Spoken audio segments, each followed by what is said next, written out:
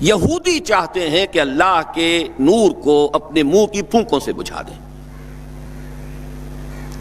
تاریخی اعتبار سے سب سے پہلے چلیے اس ماحول میں جب یہ آیات نازل ہوئی ہیں، اس وقت اگرچہ اسلام کی مخالفت میں دو گروہ تھے جو سرگرم تھے، ایک مشرکین عرب جن کے سر خیل تھے مشرکین مکہ، اور دوسرے یہودی۔ چنانچہ یہی بات ہے جو سورہ مائدہ میں فرمائی گئی، لَتَجِدَنَّ أَشَدَّ النَّاسِ عَدَاوَةً لِلَّذِينَ آمَنُوا الْيَهُودَ وَالَّذِينَ أَشْرَكُوا، تم پاؤ گے کہ اہل ایمان سے دشمنی میں شدید ترین تمام انسانوں میں یہودی ہیں اور مشرک ہیں۔ مکے کے مشرک یا جزیرہ نما عرب کے مشرک اس وقت جن کے سر خیل تھے، جن کے لیے قرآن مجید میں سورہ توبہ میں ائمہ کا لفظ آیا ہے، فَقَاتِلُوا أَئِمَّةَ الْكُفْرِ، ایک طرف وہ تھے جو شدید مخالف اور دوسری طرف یہودی، لیکن ان دونوں کی مخالفت کے انداز میں فرق تھا۔ یہ نوٹ کرنا چاہتا ہوں میں آج، اچھی طرح سمجھ لیجئے۔ پہلا فرق یہ تھا کہ مشرکین عرب سامنے سے وار کرتے تھے جمع مردی کے ساتھ، ان کے مقابلے میں ان کی مخالفت میں کمینگی نہیں تھی۔ وہ اپنے باطل معبودوں کے لیے بھی گردن کٹا رہے تھے۔ ابو جہل نے کہا تھا ذرا نیچے سے گردن کاٹنا تاکہ اونچی نظر آئے کہ سردار کی گردن ہے، جب تم کسی چیز پر اس کو اوپر لٹکاؤ گے۔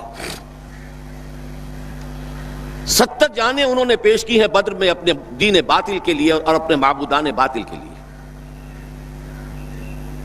اس کے برعکس یہودیوں کی مخالفت تھی کمینگی والی مخالفت، ان میں مقابلے کی ہمت نہیں تھی، جرأت نہیں تھی۔ لا یقاتلونکم جمیعا، سورہ حشر میں فرمایا یہ یہودی کبھی تم سے مسلمانوں جمع ہو کر جمعیت کی شکل میں ڈٹ کر میدان میں آ کر مقابلہ نہیں کر سکیں گے، الا فی قری محصنۃ او من وراء جدر، بڑے مضبوط قلعہ بندیوں میں اپنے آپ کو محفوظ کر کے اور فصیلوں کے پیچھے سے، دیواروں کے پیچھے سے، عورتوں کی طریقے سے پتھراؤ کریں گے، اس کے سوا کچھ نہیں کر سکتے۔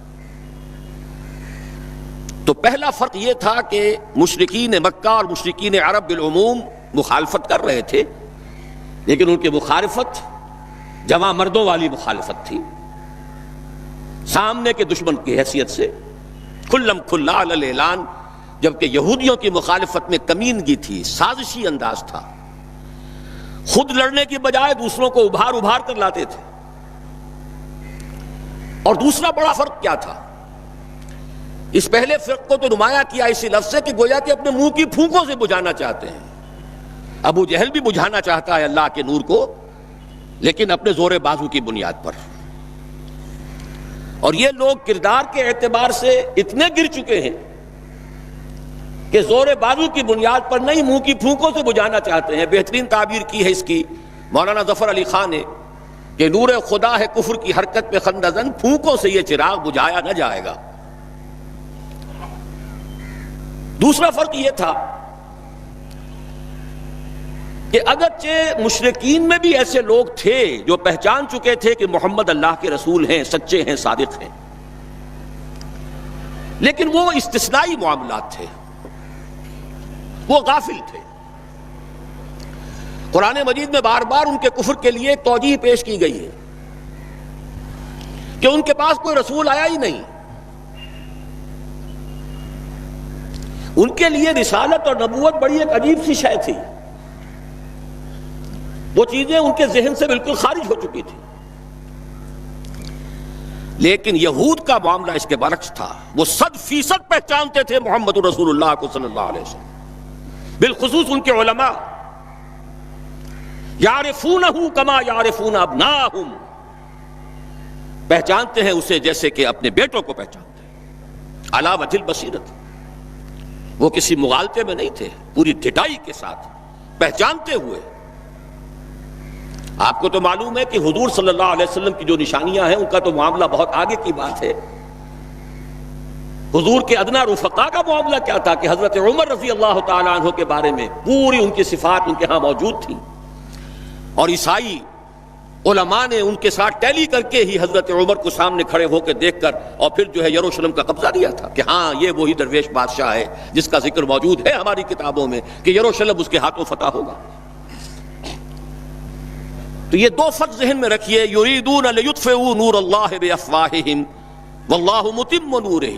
دوسری بات جو سوچنے کی ہے اس آیت میں کہ نور اللہ سے مراد کیا ہے؟ اللہ کا نور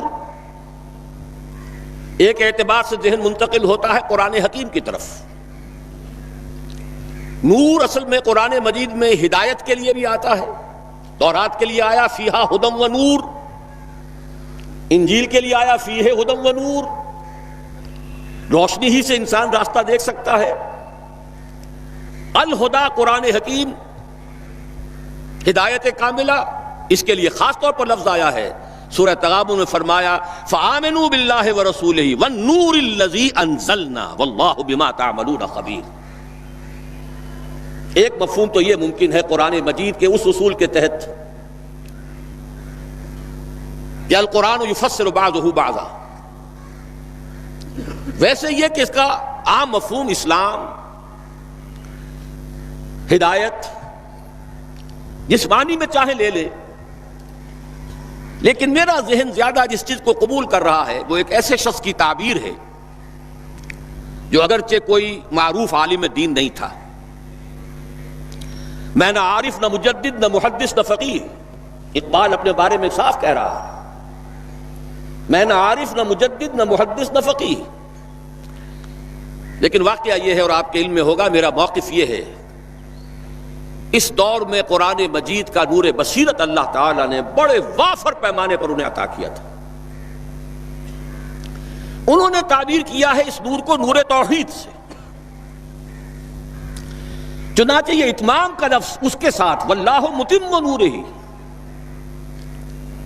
جواب شکوہ کے شعر میں کہ وقت فرصت ہے کہاں کام ابھی باقی ہے، نور توحید کا اتمام ابھی باقی ہے۔ واللہ متم نورہ ویابی اللہ الا ان یتم نورہ، یہ بھی نوٹ کر لیجئے، عربی زبان میں شدید تاکید کرنی ہو تو اس میں فاعل کی شکل میں لایا جاتا ہے، واللہ یتم نورہ بھی ہو سکتا تھا، نہیں واللہ متم نورہ، کر کے رہے گا۔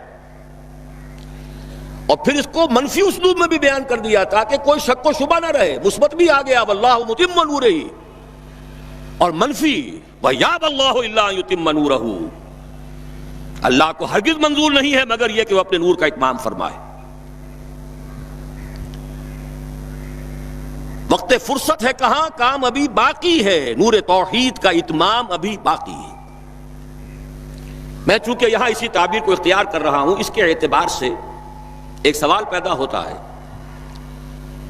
کیا نور توحید کسی بھی اعتبار سے نامکمل تھا، ناقص تھا، جس کے اتمام اور تکمیل کی ضرورت تھی؟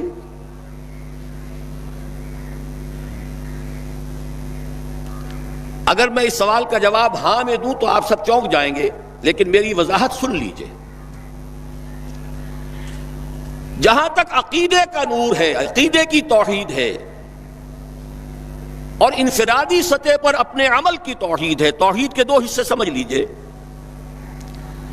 ایک توحید ہے عقیدے کی توحید، اللہ کو ایک ماننا، ایک جاننا، اس کی صفات میں، اس کی ذات میں کسی کو اس کا ساجی، ہمسر، برابر، ہم پلہ، کفر، ند، ضد نہ سمجھنا۔ ایک عمل کی توحید ہے کہ ایک ہی اللہ کے مطیع فرمان ہو جانا، ہما تن، ہما وقت، ہما وجوہ، مخلصین لہ الدین، یہ عملی توحید ہے۔ تو عقیدے کی توحید اور انفرادی سطح پر عمل کی توحید ہر دور میں مکمل رہی، حضرت آدم کی بھی مکمل تھی، حضرت نوح کی بھی مکمل تھی، تمام انبیاء کرام کی مکمل تھی، نہ ان کی عقیدے کی توحید میں کوئی کسر ہو سکتی تھی، نہ انفرادی سطح پر عمل کی توحید۔ لیکن ایک توحید ہے اجتماعی سطح پر عمل کی توحید،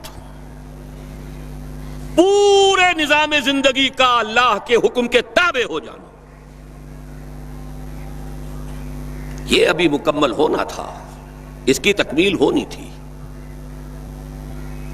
افراد موحد تھے اپنی زندگیوں میں بھی، اپنے عقیدے میں بھی. نظام جیسا آج آپ غور کیجئے، بڑے بڑے فنے خواہ موحد موجود ہیں ہمارے ہاں، فنے خواہ سمجھتے ہیں اپنے آپ کو کہ معلوم ہوتا ہے شرک ہمارے قریب بھی نہیں آ سکتا. اجتماعی سطح پر ہم سب مشرک ہیں، پوری قوم مشرک ہے، مشرکانہ نظام ہے. جب تک وہ یکون الدین کلہ للہ نہیں ہوتا یہ نظام مشرکانہ ہے، قانون اللہ کا نہیں ہے. آپ کی عدالتوں میں اللہ کے حکم کی کوئی حیثیت نہیں ہے، آپ کی منڈیوں میں اور بازاروں میں اللہ کا حکم نہیں چلتا ہے. معلوم یہ ہوا کہ ایک ہے اجتماعی توحید. کچھ مواقع ضرور آئے ہیں تاریخ انسانی میں جبکہ اجتماعی توحید بھی ہوئی، حکومت قائم ہوئی حضرت داؤد کی اور حضرت سلیمان کی، وہ اجتماعی توحید کی تھی. لیکن ایک بات نوٹ کر لیجئے گا، یہ میرا اصل میں کل کی تقریر کا موضوع ہے.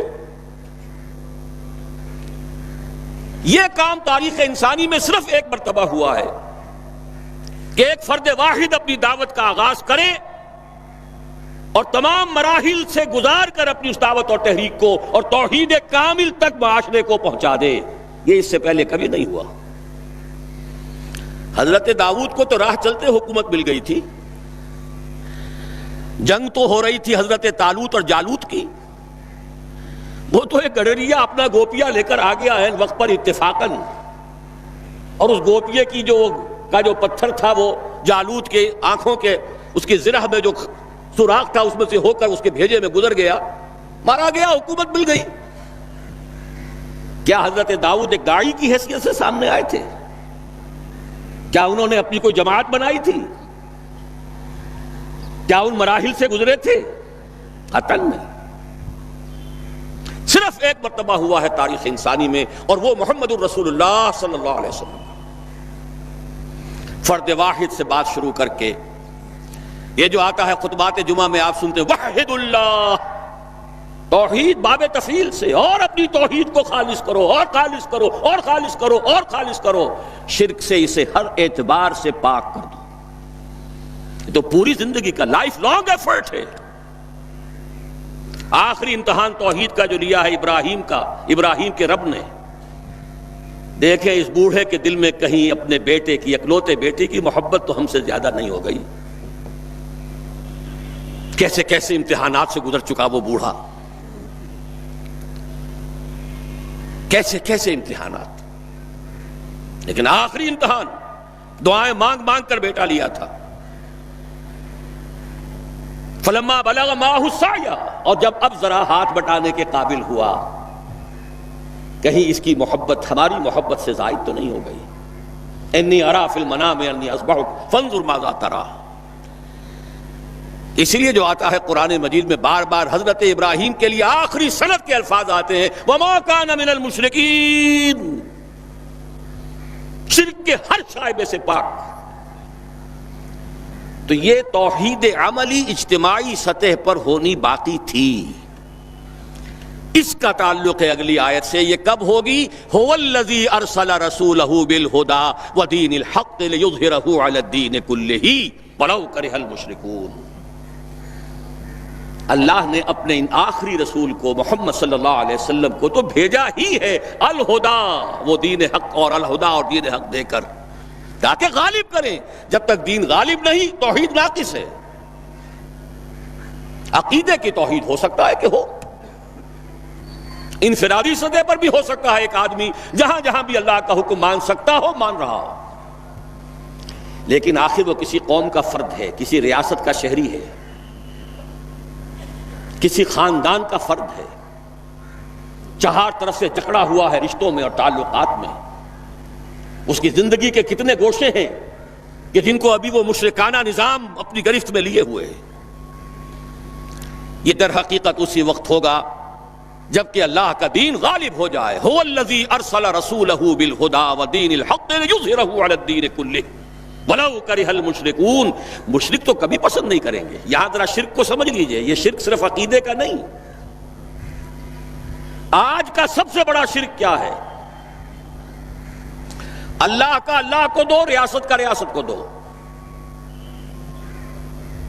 یہ سیکولر نظام ہے، یہاں پر جو ہے حاکمیت عوام چلے گی. جاؤ مسجدوں میں اللہ کا حکم نافذ کر لو.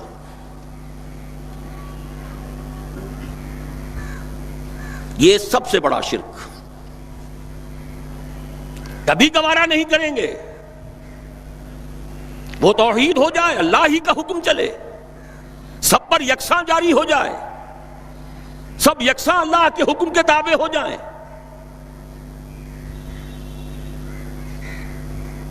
وَلَوْ كَرِهَ الْمُشْرِكُونَ، مشرک کبھی نہیں چاہیں گے، لیکن ان کی مخالفت کے علی الرغم، ان کی ساری ریشہ دوانیوں کے باوجود، ان کی تمام سازشوں کے باوجود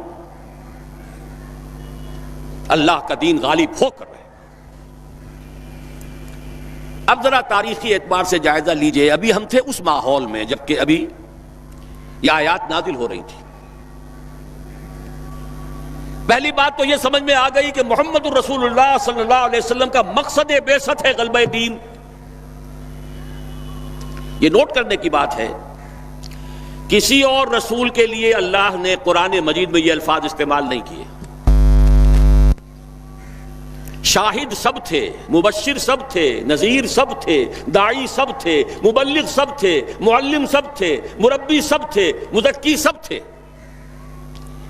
لیکن یہ کہ هو الذی ارسل رسولہ بالہدی ودین الحق لیظہرہ علی الدین کلہ، صرف محمد کے لیے آئے الفاظ صلی اللہ علیہ وسلم، اور 3 مرتبہ آئے. اب اس کے ساتھ جس کو صغرا کبرا کہتے ہیں لاجک میں پریمیسز، اس کے ساتھ جوڑیے دوسری بات جو قرآن میں 5 مرتبہ آئی ہے، اگرچہ وہ آئی ہے ذرا مختلف الفاظ میں. کہیں فرمایا وَمَا أَرْسَلْنَاكَ إِلَّا رَحْمَةً لِّلْعَالَمِينَ، ہم نے نہیں بھیجا ہے محمد صلی اللہ علیہ وسلم آپ کو مگر تمام جہان والوں کے لیے رحمت بنا کر.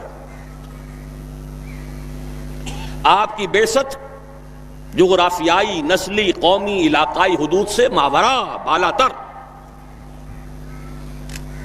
قرآن میں بقیہ سارے رسولوں کی بات آتی ہے تو کہتے ہیں یا قوم یا قوم یا قوم.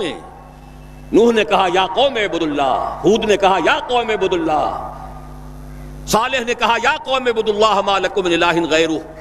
اور قرآن کہتا ہے یا ایھا الناس، یا ایھا الناس اعبدوا ربکم الذی خلقکم والذین من قبلکم لعلکم تتقون. لیکن صریح ترین جو لفظ آیا ہے وما ارسلناک الا کافۃ للناس بشیرا ونذیرا، ہم نے نہیں بھیجا ہے محمد صلی اللہ علیہ وسلم آپ کو مگر پوری نوع انسانی کے لیے بشیر اور نذیر بنا کر. اب ذرا اس کو جوڑیے، محمد کو بھیجا کاہے کے لیے؟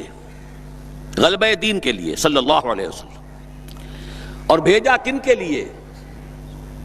تمام انسانوں کے لیے. کیا نتیجہ نکلتا ہے منطق سے؟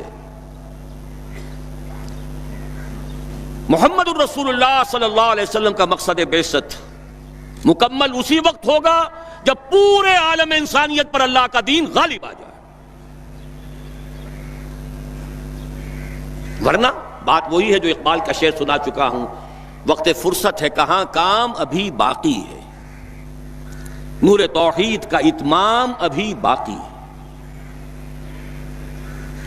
لیکن یہ کہ اگر اللہ نے واقعی بھیجا محمد کو دین کے غلبے کے لیے صلی اللہ علیہ وسلم، اور اگر بھیجا ہے پوری نوع انسانی کے لیے، تو ناممکن ہے کہ یہ دنیا ختم ہو جائے اس سے پہلے کہ محمد الرسول اللہ کا مقصد بعثت مکمل ہو.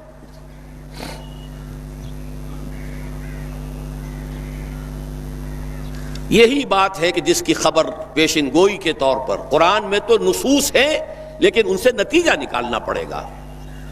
منطق، حضور کو بھیجا پوری نوع انسانی کے لیے اور بھیجا غلبہ دین کے لیے، تو مقصد بعثت کی تکمیل اسی وقت ہوگی جبکہ کل عالم انسانی پر اللہ کا دین غالب آ جائے.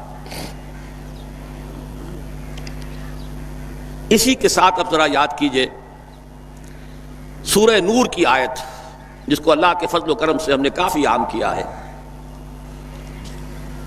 ایک ہی بات ہے لیکن ذرا مختلف اسلوب میں آ رہی ہے. وعد اللہ الذین آمنوا منکم وعملوا الصالحات لیستخلفنہم فی الارض. وعد اللہ الذین آمنوا منکم، یہاں منکم پر ذرا زور دیجئے. کن سے خطاب ہو رہا ہے؟ مسلمانوں سے. لیکن ان مسلمانوں کے لیے دو کوالیفیکیشنز، دو پری کنڈیشنز. اے مسلمانوں، اللہ کا وعدہ ہے تم میں سے ان سے جو ایمان اور عمل صالح کا حق ادا کر دے. انکنڈیشنل نہیں ہے. وعد اللہ الذین آمنوا منکم وعملوا الصالحات، ایمان اور عمل صالح کا حق ادا کر دو تو اللہ کا وعدہ ہے. اور وعدہ کتنا مؤکد ہے، نون مشدد کے ساتھ تینوں دفعہ، اور ایک ہی بات کو تین اسلوبوں میں. لَيَسْتَخْلِفَنَّهُمْ فِي الْأَرْضِ، لازماً خلافت عطا فرمائے گا انہیں زمین میں. كَمَا اسْتَخْلَفَ الَّذِينَ مِن قَبْلِهِمْ، جیسے کہ خلافت عطا کی تھی ان کو جو ان سے پہلے تھے. جب مسلمانوں کو خلافت اور حکومت عطا ہو جائے گی تو اس کا منطقی نتیجہ ہوگا کہ دین غالب ہو جائے گا. لیکن اس کو بھی کھول کر بیان کر دیا، وَلَا يُمَكِّنَنَّ لَهُمْ دِينَهُمُ الَّذِي ارْتَضَىٰ لَهُمْ، اور لازماً متمکن کر دے گا، غالب کر دے گا ان کے اس دین کو جو اللہ نے ان کے لیے پسند فرما لیا ہے. الْيَوْمَ أَكْمَلْتُ لَكُمْ دِينَكُمْ وَأَتْمَمْتُ عَلَيْكُمْ نِعْمَتِي وَرَضِيتُ لَكُمُ الْإِسْلَامَ دِينًا. اچھا، جب مسلمانوں ہی کی حکومت ہو جائے گی، دین کا غلبہ ہو جائے گا، تو ظاہر بات ہے مسلمانوں کے لیے بندشیں اور خوف تو ختم ہو گئے. اس کو بھی واضح الفاظ میں وَلَا يُبَدِّلَنَّهُم مِّن بَعْدِ خَوْفِهِمْ أَمْنًا، ان کی خوف کی حالت کو امن اور سکون سے بدل دے گا، کوئی خوف نہیں ہوگا. اب یہاں فرمایا یعبدوننی لا یشرکون بی شیئا، تب جا کر وہ ان کی عبادت اس درجے میں مکمل ہوگی کہ اس میں شرک کی کوئی آلائش باقی نہیں رہے گی. جب تک نظام پورا اللہ کے دین کے تابع نہیں، شرک موجود ہے. عقیدے کا شرک ختم ہو چکا، انفرادی سطح پر موحد بن چکے. لیکن یہ تو تین کام جب ہوں گے کہ اللہ کا دین غالب ہو جائے، اللہ کی حکومت اور مسلمانوں کی خلافت قائم ہو جائے، تب کہیں جا کر وہ بات ہوگی لا یشرکون بی شیئا، پھر شرک کا ہر شائبہ ختم. وَيَكُونَ الدِّينُ كُلُّهُ لِلَّهِ، دین کل کا کل اللہ کے لیے ہو جائے گا.